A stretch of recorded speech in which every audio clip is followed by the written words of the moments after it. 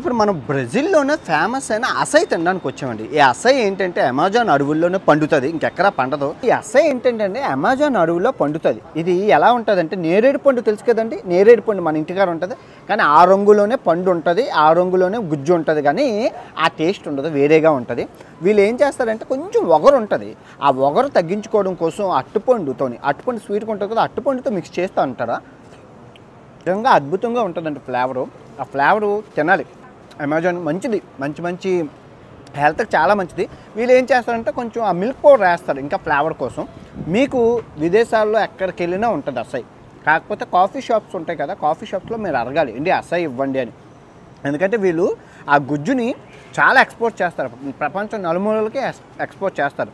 South America, north America, even ఆఫ్రికాలో కూడా నేను చూశాను అసైని. దొరుకుతది ఎప్పుడైనా బ్రెజిల్ రాకపోలేని వాళ్ళు విదేశాల్లో థాయిలాండ్ ఇంకెక్కడికి వెళ్ళినా కూడా అసై అని అడగండి వాళ్ళు ఇస్తారు.